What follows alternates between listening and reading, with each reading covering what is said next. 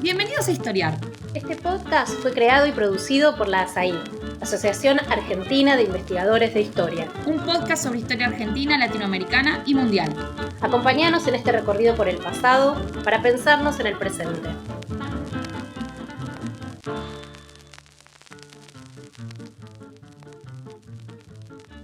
Bienvenidos y bienvenidas a un nuevo episodio de Historiar, el podcast de la Asociación Argentina de Investigadores en Historia. Soy Gabriel Entín y hoy voy a conversar con Vera Waxman sobre Rousseau y la historia.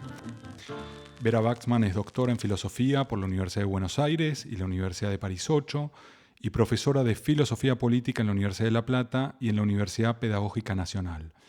Hace unos años publicó un libro importantísimo sobre Rousseau en el Fondo de Cultura Económica que se llama El laberinto de la libertad, política, educación y filosofía en la obra de Rousseau.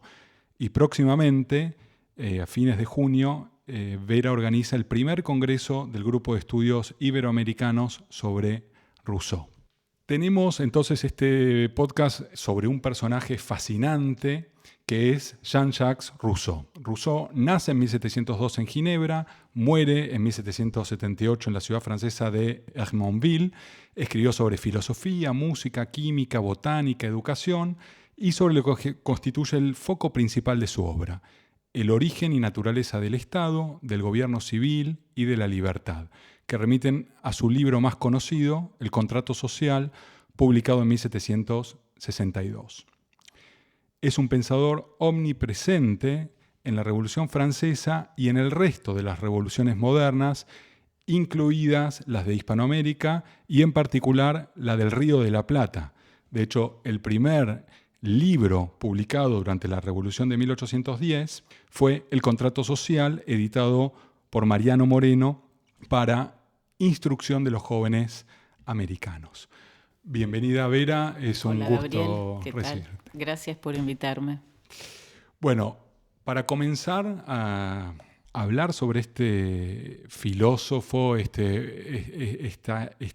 hombre básicamente, como decía antes, omnipresente en la modernidad política, no solo en las revoluciones, te quería consultar, ¿cuán relevante es la propia vida de Rousseau desde su infancia? Él fue huérfano, ¿no? Y tuvo un padre ausente. ¿Cuán relevante es la propia vida de Rousseau para adentrarnos a entenderlo, a leerlo, a pensarlo? Y bueno, no sé si supongo que es importante. Por lo menos Rousseau en su obra le dio una importancia central a su vida en la medida en que escribió las Confesiones y otros textos autobiográficos, ¿no? Los diálogos, Rousseau, juez de Jean-Jacques, o las ensoñaciones del paciente solitario, que son textos en los que básicamente narra su vida, principalmente en las Confesiones, donde hace un relato pormenorizado de su infancia, de su llegada a París. Y sí, es un personaje muy particular en ese sentido. Nació en Ginebra, pero rápidamente, bueno, su madre muere en el parto, su padre tiene problemas con la justicia y él queda prácticamente huérfano o abandonado, por lo menos, de su familia a los 10, 12 años, con lo cual empieza una vida bastante errante. Es recibido a eso de los 16 años por una mujer que lo recibe en su casa y es una suerte de mecenas de él que le permite hacer una educación autodidacta por completo, ¿no? Es decir, una de las particularidades de este personaje es que nunca asistió a ninguna institución educativa y que, como cuenta en las Confesiones, viviendo en la casa de Madame de Varens, logra hacerse él mismo una formación siguiendo su propio método y leyendo los autores importantes, un almacén de ideas, como dice en las Confesiones. Bueno, luego llega a Francia y se empieza a vincular con el círculo de los ilustrados, digamos, porque también se hace muy amigo de Diderot y empieza a colaborar con el proyecto de la enciclopedia. Por ahí es curioso también Un dato curioso, que no sé cuán conocido es que cuando Rousseau llega a París, en la década del 40 y algo, viene con un nuevo sistema de notación musical, y eso es lo que él espera que lo va a lanzar a la fama o que va a vivir de eso. No resulta, pero lo cierto es que durante toda su vida él se gana dinero, gana su salario, su dinero, copiando música, ¿no? Es un copista de música. A pesar de que en 1750, cuando ya está en París y ya se involucró con ese círculo de ilustrados, se va a presentar en el primer concurso de la Academia de Dijon para responder la pregunta sobre las ciencias y las artes y gana ese premio. Pero a pesar de ganar ese premio, que le hubiera dado lugar o le hubiera dado derecho a recibir una pensión del rey, rechaza esa pensión por razones de independencia intelectual y sigue viviendo de copiar música, básicamente, ¿no? Entonces sí, es un personaje que es bastante particular en ese medio ilustrado, mira un poco desde afuera, es ginebrino, no es francés, por eso firma sus libros como El ciudadano de Ginebra, digamos, tomando esa distancia de los súbditos de la monarquía. Así que sí, creo que su vida personal y su historia personal están bastante presentes en las tapas de sus diferentes libros, ¿no? Y hay como un lugar común cuando uno habla de Rousseau, que es asociarlo casi directamente a la ilustración. Hablabas recién de que participó con varios artículos en la enciclopedia de Diderot y de Lambert, que formó parte también del círculo de los ilustrados. Pero, ¿cuán representante es Rousseau de este movimiento intelectual basado, ¿no?, en el hombre, en su razón, en el desplazamiento de Dios, sobre que llamamos ilustración? Bueno, eso es un tema bastante controvertido. Hay un libro incluso que se llama La autocrítica de las luces, un libro sobre Rousseau, ¿no? Digamos, me parece que es un buen término para describirlo, en el sentido de que es un personaje que critica las luces desde el interior. Bueno, las luces o el movimiento ilustrado, ¿no? Que lo critica en el sentido de que no es alguien que pertenece completamente a ese círculo, pero también forma parte, por así decir, ¿no? En alguna medida podría uno decir que comparte los enemigos, ¿no? Mientras que los ilustrados, bueno, Diderot, justamente hablaba yo recién del primer discurso y ahí está ese momento de gran confraternidad con un personaje como Diderot, porque Rousseau narra en las Confesiones que está yendo a visitar a Diderot, que justamente está preso por haber publicado la carta sobre los ciegos, que es una suerte de texto, de alegato materialista en contra de las pruebas de la existencia de Dios, por lo cual está preso en el bosque de Vincennes. Y cuando Rousseau lo va a visitar a su amigo, encuentra este llamado al concurso de la Academia de Dijon, en donde se pregunta si las ciencias y las artes han contribuido a mejorar las costumbres. Cuenta la historia que es el propio Diderot el que le dice contestá negativamente, ¿no? Pero contestá negativamente casi como si fuera una retórica, ¿no?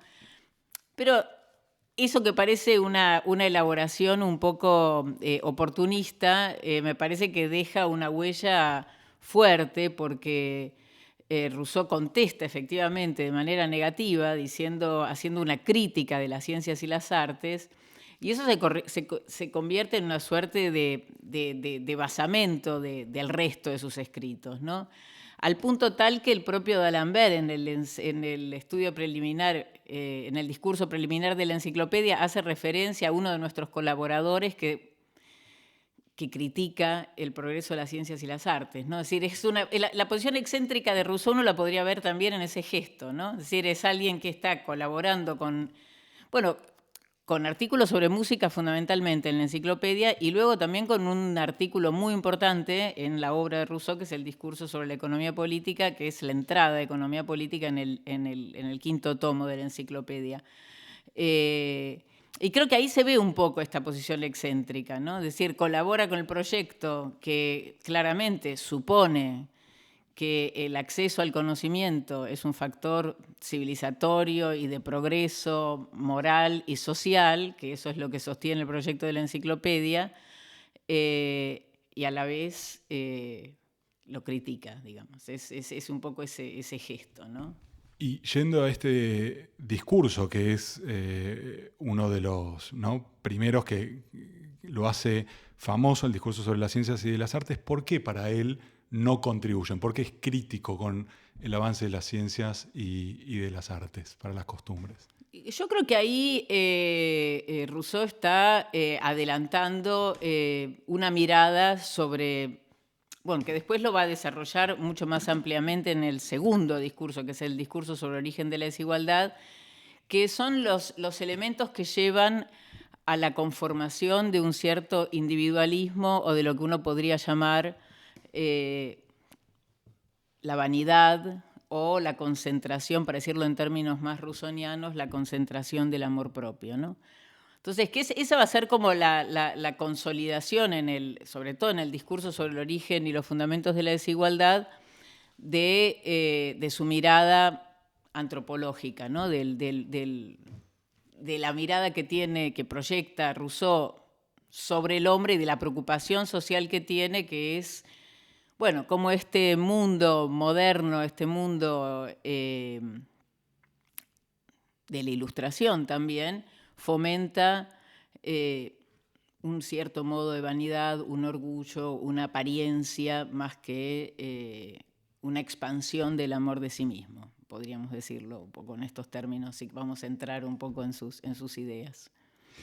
Y esto que mencionás, que es fundamental, ¿no? Como que en todos los escritos uno puede ver, sean, ¿no?, del tema que sea, pero sobre todo en los políticos, una reflexión sobre el hombre.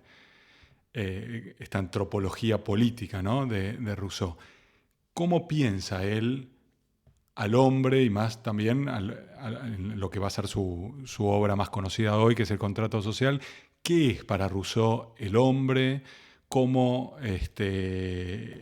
lo trabaja él y lo piensa sobre todo como un objeto de conocimiento? Bueno, ese es... Pensemos que Rousseau escribe en el siglo XVIII y que tiene como antecedentes en esta reflexión política mínimamente al esquema de los contractualistas clásicos o de lo que se conoce como los contractualistas, que serían los referentes de Hobbes y Locke, que en sus propios textos sobre el Estado incluyen una consideración sobre la antropología o sobre qué es el hombre o sobre el estado de naturaleza, ¿no? Pensemos que el primer libro, la primera parte del Leviatán, se llama justamente del hombre.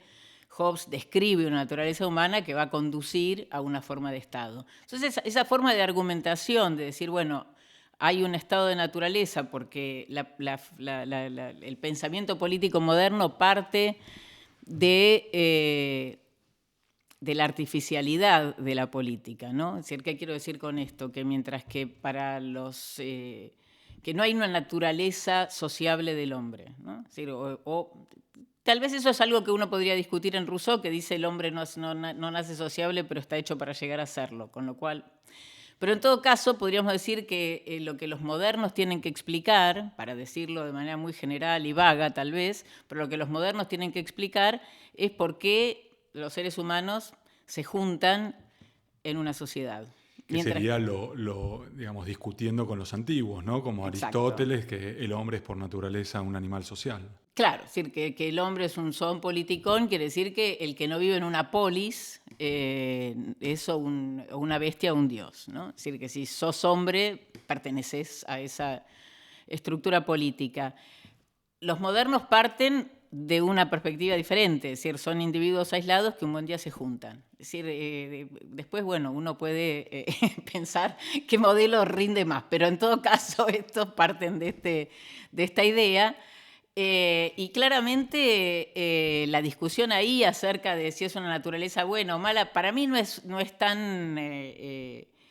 no sé cuál productiva es, pero en todo caso está claro que Rousseau ahí está partiendo de un esquema conocido. Eso es lo que quiero decir. Está partiendo de un esquema que es conocido, que en lugar de ponerlo en su propio libro, porque cuando él presente los principios del derecho político, va a ahorrarse los principios antropológicos, ¿no? Es decir, decía yo, mientras que en el Leviatán de Hobbes la primera parte se llama Del hombre y en el ensayo sobre el gobierno civil de Locke arranca también con el estado de naturaleza, Rousseau parece separar las cosas, y por una parte tenemos el discurso sobre el origen y los fundamentos de la desigualdad, en donde se explaya acerca de la naturaleza humana y, bueno... Pero ahí además esos antecedentes, sobre todo el de Hobbes, es una naturaleza humana complicada, ¿no? Para Hobbes, en el sentido de que es un estado de guerra de todos contra todos, y ahí el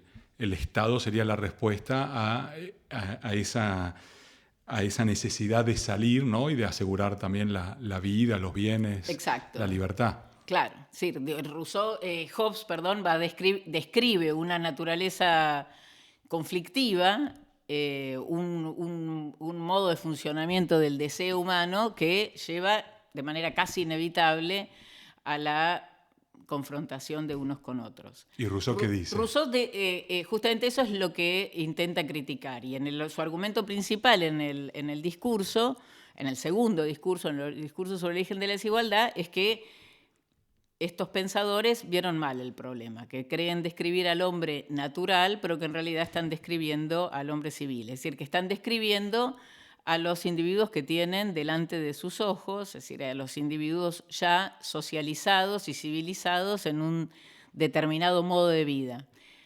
Ese modo de vida sería el que da como resultado esa forma de ser, ¿no? Esa forma de ser egoísta, competitiva, beligerante, etc.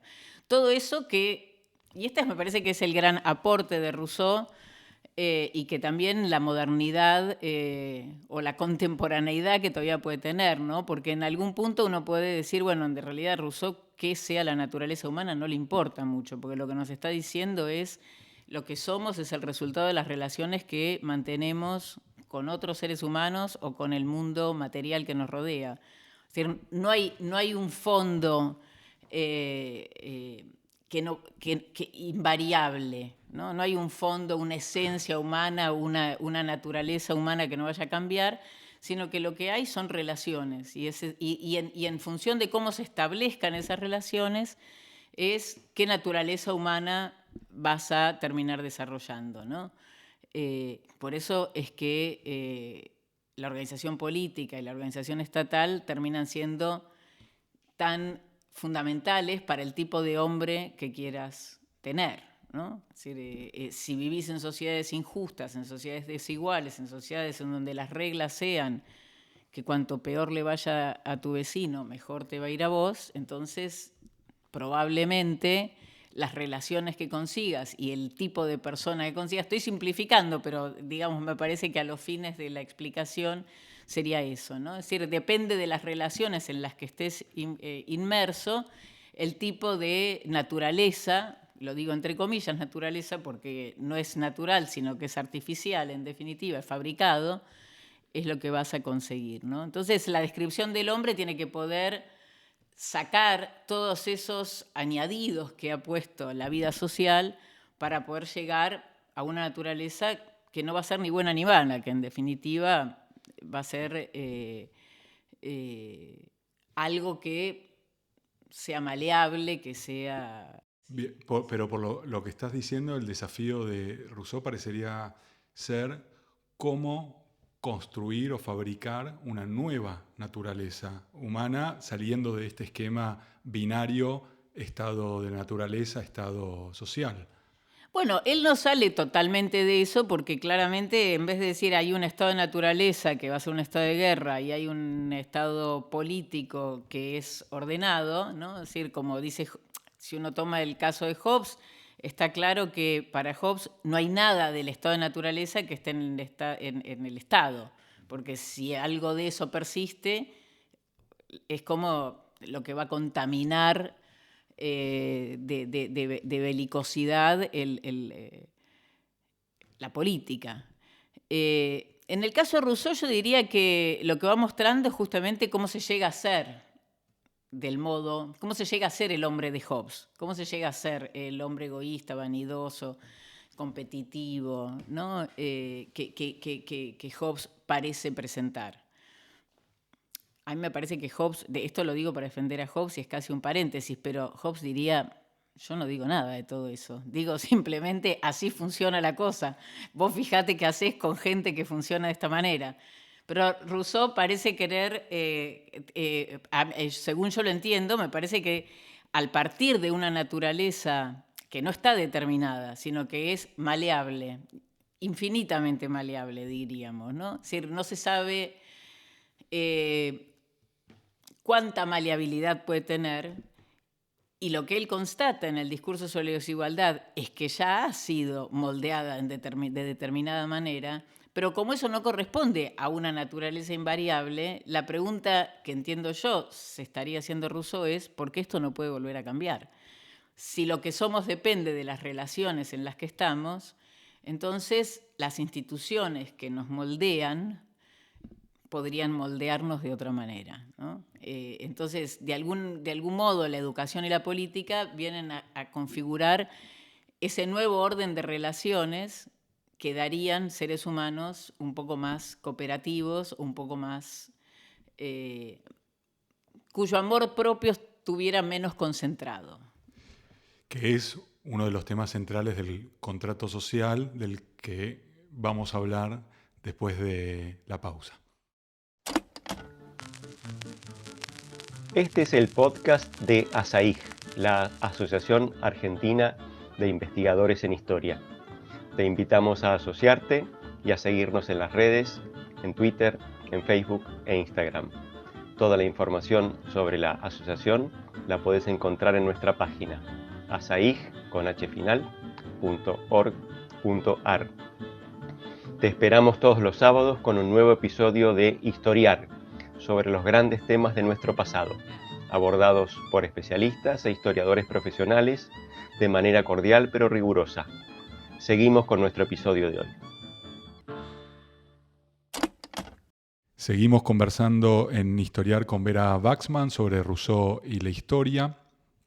Vera, habías dicho que hay una construcción artificial con Rousseau, ¿no? Y los contractualistas del Estado, también del pueblo, uno podría pensar. Y Rousseau en el Contrato Social, este libro que publica en 1762, él dice en el libro 1, sería conveniente examinar el acto por el que un pueblo es pueblo. Y ahí nos lleva a un mundo muy complejo que es tratar de entender cómo se constituye un pueblo, qué es un pueblo, cómo se forma o cómo se hace, mejor dicho, de una agrupación humana, un pueblo. ¿Qué dice Rousseau sobre esto que parece un problema inmenso, ¿no? ¿Cómo pensar al pueblo? Bueno, esa reflexión de por qué hay que remontarse a una primera convención, dice él, ¿no? Es un problema que aparece en el primer libro, El Contrato Social, en donde Rousseau está tratando de establecer, me parece que a mí varias cosas importantes que el subtítulo del Contrato Social es Principios del Derecho Político, ¿no? Entonces, para establecer esos principios del derecho político y dar la fórmula, por así decir, de lo que sería el contrato social y del concepto más importante, diría yo, de la filosofía política de Rousseau, que es el de voluntad general, que es el que aparece conceptualizado de manera más definitiva en el contrato social, ¿no? Tal vez había tenido un antecedente en el discurso de economía política, pero acá aparece conceptualizado de manera definitiva. Esta idea de que hay que pensar cuándo se constituyó un pueblo, en realidad Rousseau lo dice en disputa contra los que él llama los jurisconsultos, que son sobre todo Grocio y Pufendorf en este texto, y Hobbes de alguna manera también. Los filósofos del derecho natural.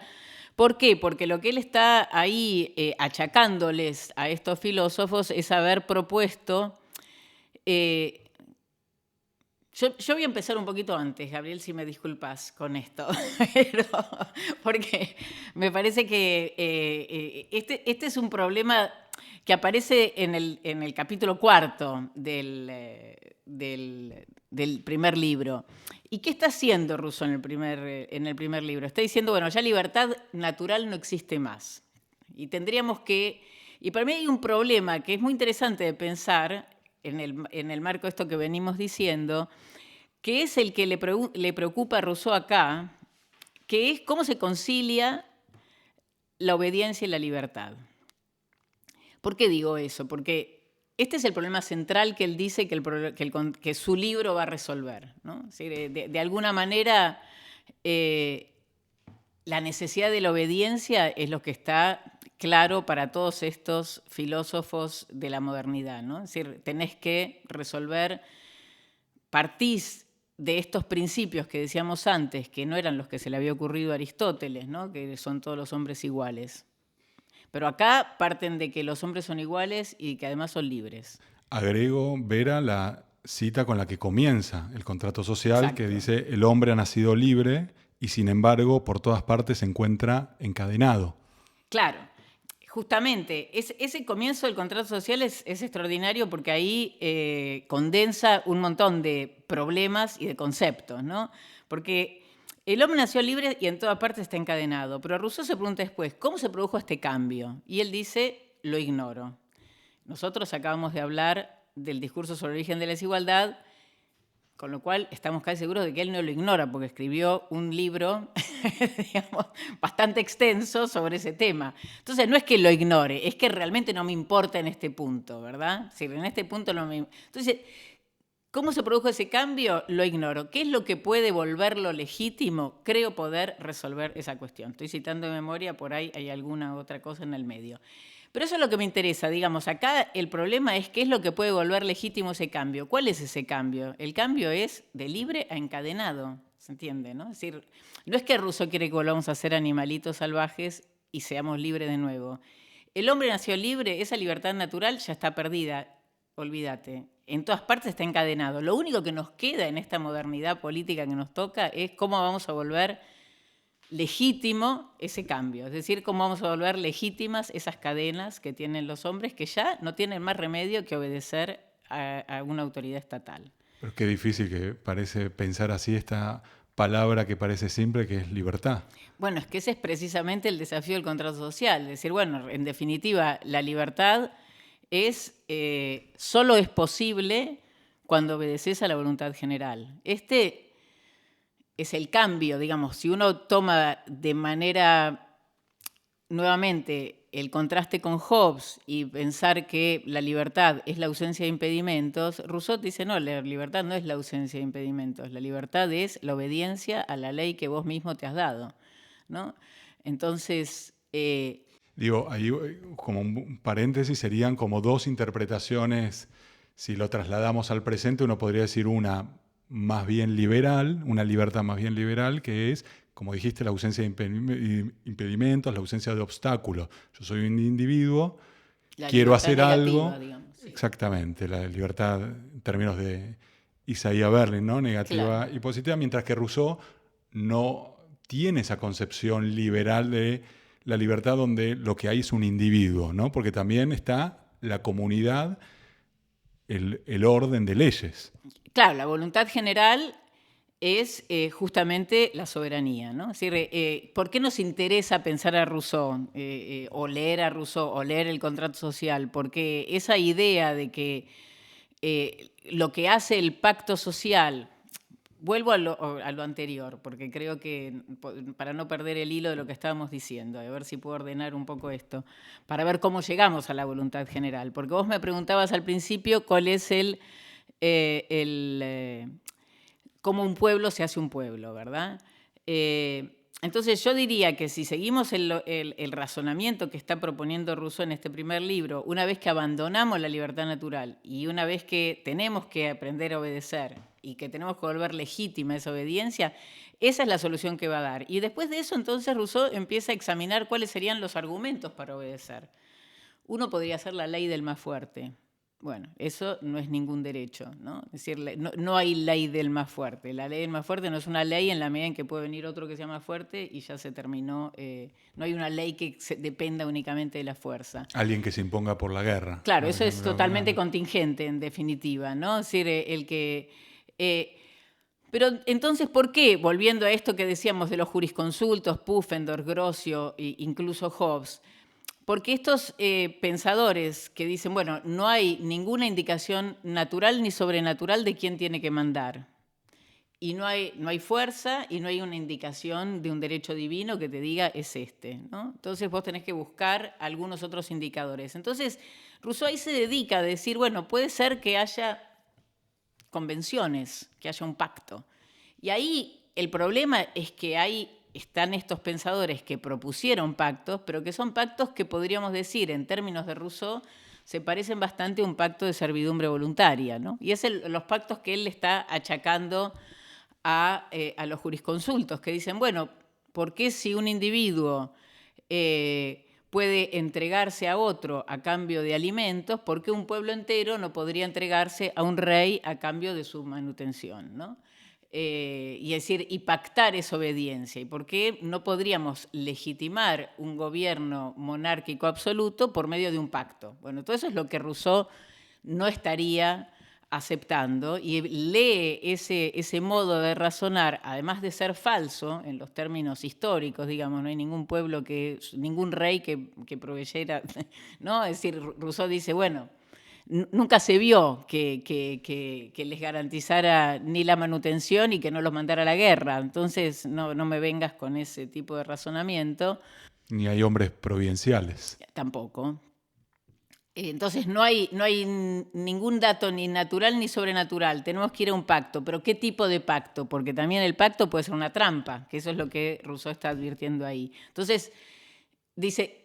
Ahí es donde viene la pregunta que vos me hacías antes, que es si supongo que hay un pueblo que puede entregarse a un rey, es que estoy suponiendo que hay un pueblo antes de la convención que hace al pueblo mismo, ¿no? Y ahí es donde Rousseau dice, bueno, lo que está en el fondo de la constitución de cada pueblo es una primera convención que la voy a llamar pacto social, ¿no? Es decir, este pacto es el único pacto legítimo que puede constituir una autoridad legítima. Y ese pacto... ¿Qué es lo que dice? ¿No? Que cada uno se entrega, cada uno de nosotros pone en común su persona y todo su poder bajo la suprema dirección de la voluntad general y recibimos como cuerpo a cada miembro como parte indivisible del todo. Esa es la fórmula que da Rousseau de cómo se constituye la voluntad general. Y ahí mismo él habla de un yo común. Claro, eso es lo que constituye un yo común. Por supuesto que todo esto es una construcción completamente teórica y metafísica, casi uno diría, ¿no? Es decir, ¿y por qué no sirve, entonces? Yo no digo que no sirva. No, digo, ¿por qué nos sirve? Nos sirve porque, bueno, es decir, lo que han señalado algunos es cómo este pacto de Rousseau pretende que nos sometamos a algo que solo va a existir después del pacto. ¿Entiende, no? Es decir, la voluntad general, bajo la dirección de la cual todos nos ponemos, va a ser el resultado de este mismo acto que estamos haciendo ahora, que es creando la voluntad general. Claro, ¿no? Porque lo que estás diciendo básicamente es que hay que pensar primero qué significa ser un pueblo, ¿no? Claro.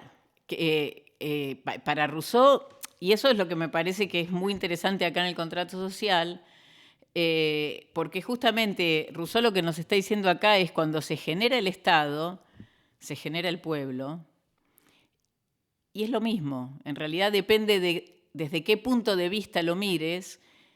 Los antiguos lo llamaban ciudad o polis, ahora se puede llamar cuerpo político.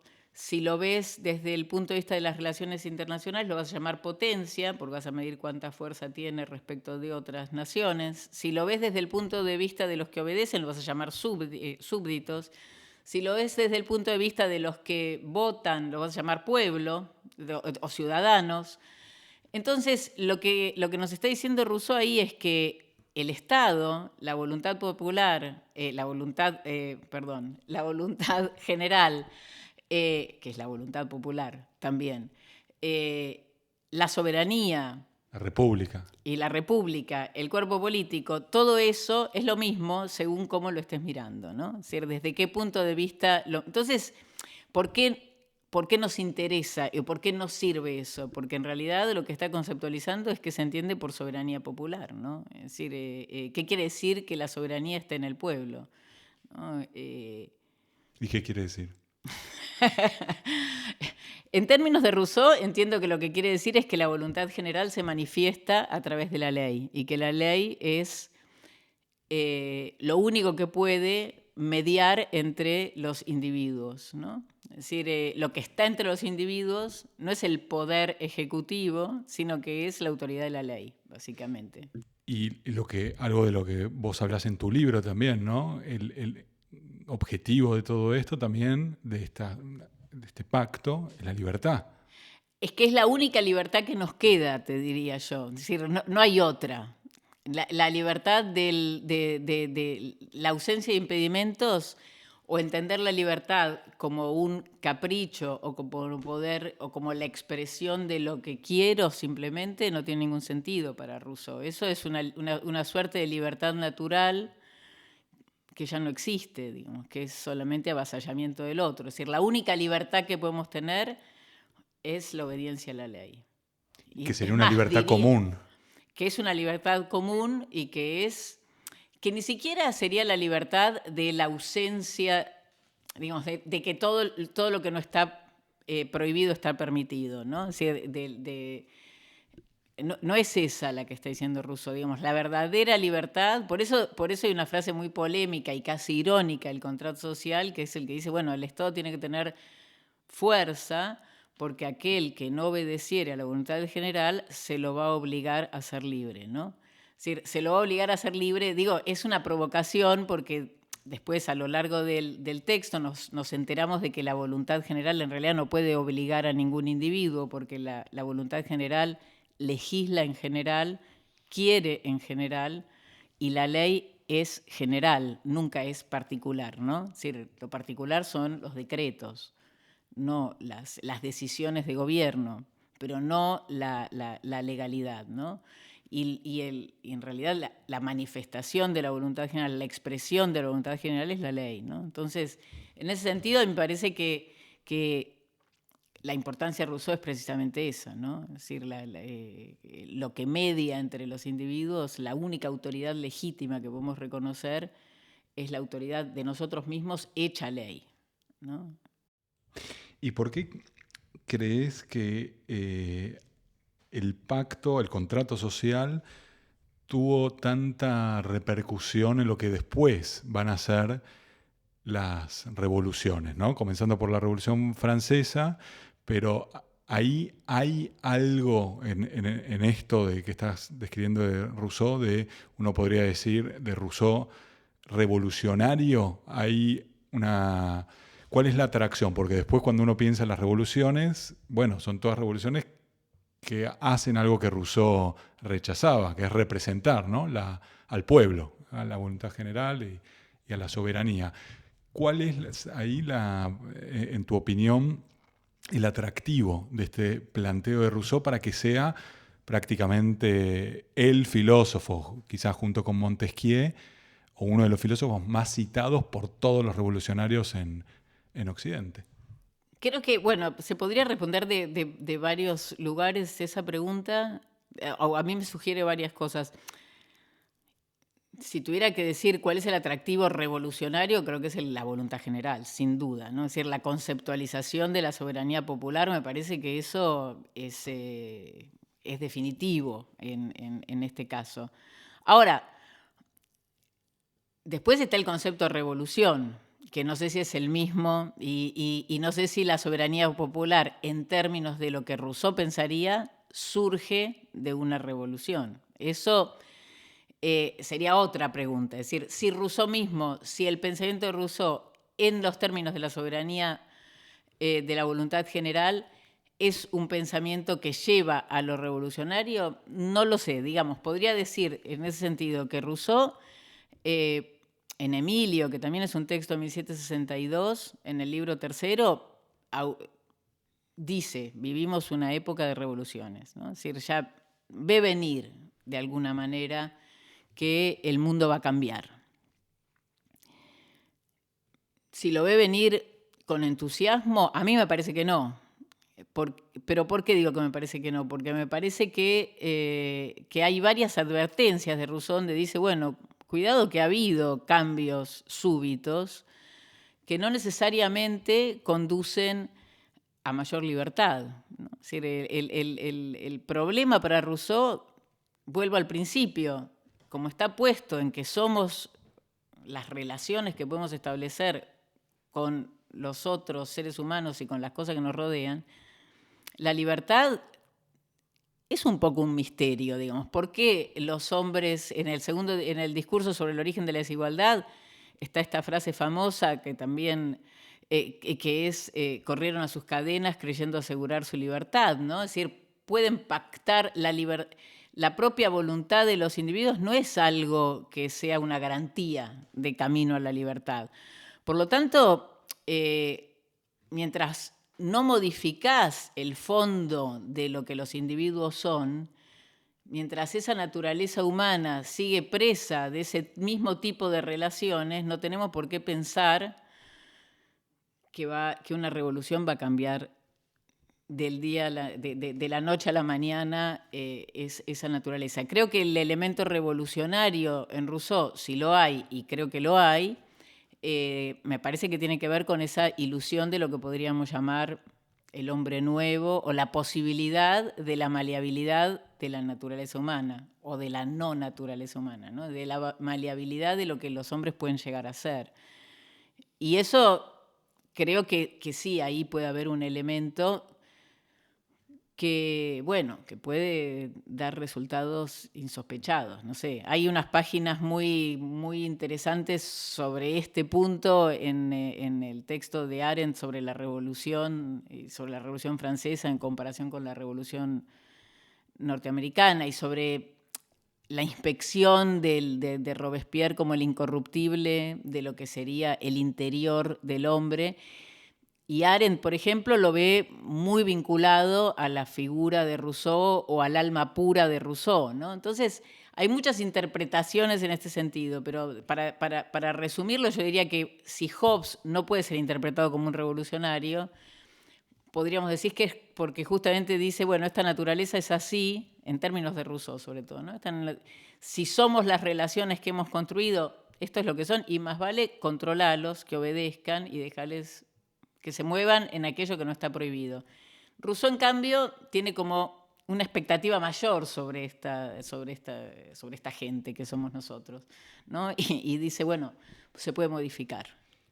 Y si lo pensamos en la historia, cuando uno se pregunta por qué, por ejemplo, en la Revolución, en el Río de la Plata, en 1810, alguien como Mariano Moreno decide editar, ¿no? Y publicar este libro que después el propio Cabildo lo va a prohibir, que circule, va a circular clandestinamente las 200 copias que se editan. Él dice, Mariano Moreno, en el prólogo, algo parecido a lo que estás sugiriendo, que la importancia de Rousseau es porque es quien iluminó los verdaderos principios del pacto de la legitimidad, uno podría decir, contra un pasado que asocia al despotismo, la dominación, la idea de por qué antes se tenía que obedecer a un rey. Bueno, entonces, en ese sentido uno podría ver a Rousseau como una suerte de arquitecto del mundo en que vivimos hoy.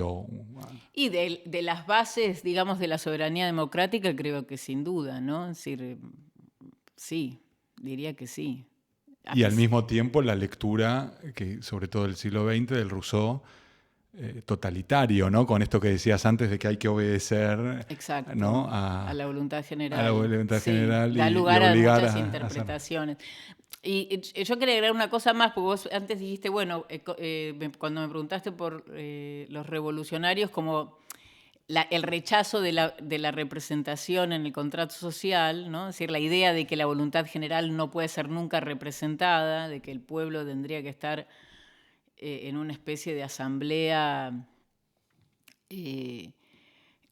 debatiendo, que creo que eso tiene que ver, digamos, también, bueno, estos son parte de los problemas de la filosofía política de Rousseau, pero en definitiva, cuando Rousseau escribe, por ejemplo, las consideraciones sobre el gobierno de Polonia, es decir, cuando se enfrenta a casos históricos concretos, que alguien le dice, bueno, ¿qué se puede decir sobre el gobierno de Polonia o cómo puede evaluar la situación de Polonia? Ahí Rousseau no tiene ningún problema en considerar la representación, ¿no? Es decir, me parece que la idea de la falta de representación no es tanto un problema, o como la figura del legislador que aparece en el contrato social, digamos que son esas figuras que contribuyen a establecer los principios políticos en un sentido teórico, ¿no? Y decir, bueno, en realidad la voluntad general no debería poder ser representada, no debería poder expresarse, pero también en las coyunturas particulares está claro que la ausencia de representación en algunos casos es completamente inviable.